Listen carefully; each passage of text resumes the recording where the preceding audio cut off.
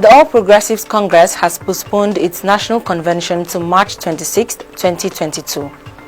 Hi, welcome to What's Happening. These are the top 10 stories now. At number 10, the leader of the All Progressives Congress and 2023 presidential candidate, Bola Ahmed Tinubu, has informed Nigerian youths that they will become presidents of the country, but that would be after he has become one. Mr. Tinubu, who spoke on Sunday when he visited the Alaafin of Oyo, Lamidi Adeyemi, at his palace, asked the youths to create room for elderly people. The 69-year-old politician said, "You will grow old and become president, but I will become the president first." Since the declaration of his ambition to become president next year, Mr. Tinubu has been paying courtesy visits to prominent figures in the country. In January, he visited President Muhammadu Buhari.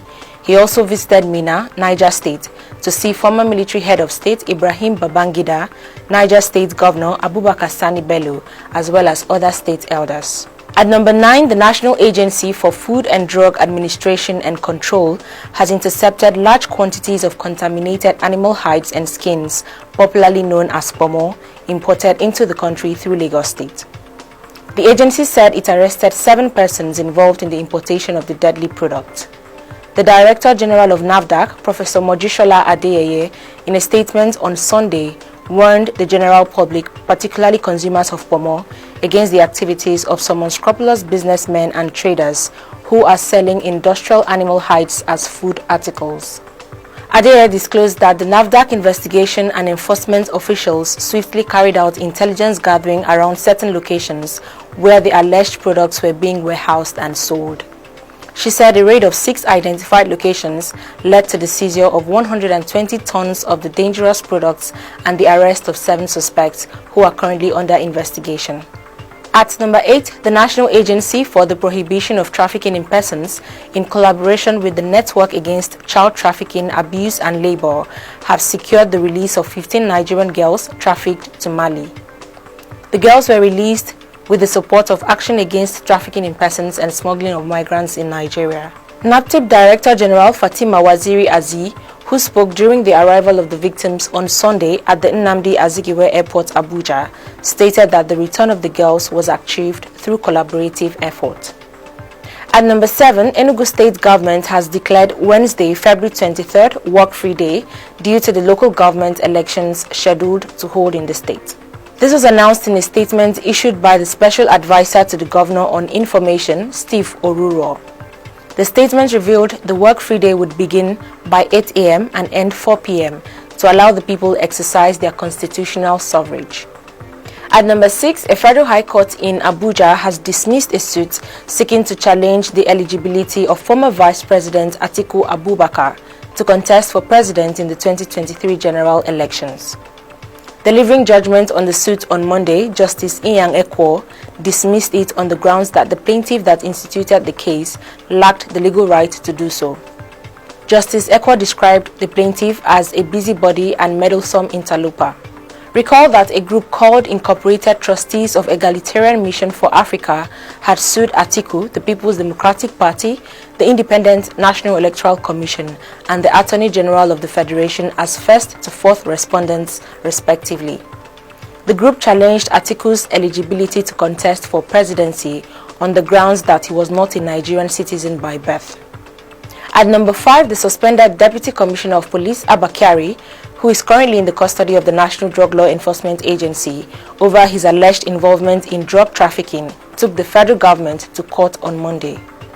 Kyari asked the court to compel the NDLEA to grant him bail on health grounds, pending the hearing and determination of his fundamental right enforcement application.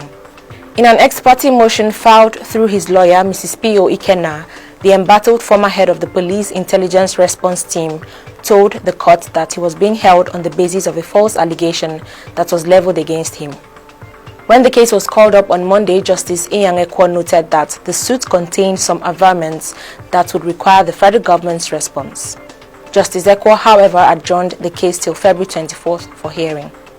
At number 4, a coalition of interns at the Gombe State Specialist Hospital staged a peaceful protest on Monday over several months of unpaid allowances.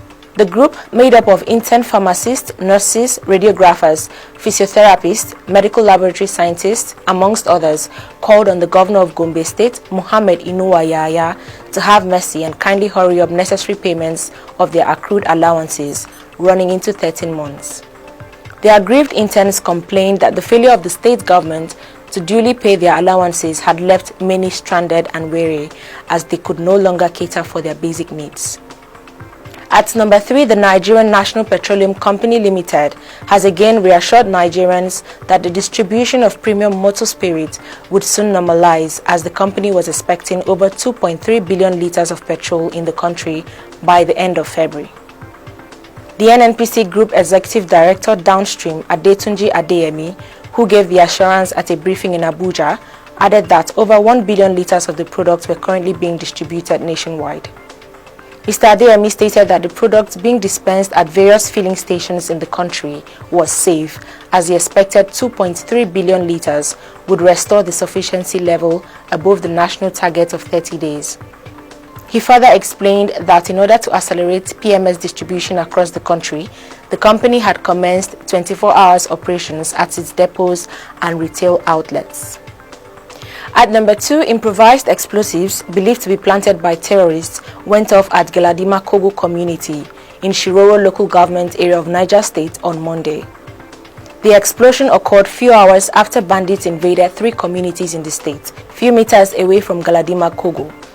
Details of the attack were sketchy as of the time this report was filed, but the co-convener of Concerned Shiroro Youths, Abubakar Yusuf Koki, said many people might have been killed in the incident. Finally, at number 1, the All Progressives Congress has postponed its national convention to March 26, 2022. The postponement was contained in a letter APC wrote to the Independent National Electoral Commission, informing the electoral body of its intention to conduct its zonal congress on March 26, 2022. The ruling party informed INEC that the earlier convention slated for February 26, 2022 may no longer hold. In the letter dated February 21st and signed by the chairman APC Caretaker Committee, Mai Malabuni, and the secretary, John Akpanudo-Edege, the party informed the commission that this new congress will supersede the earlier letter.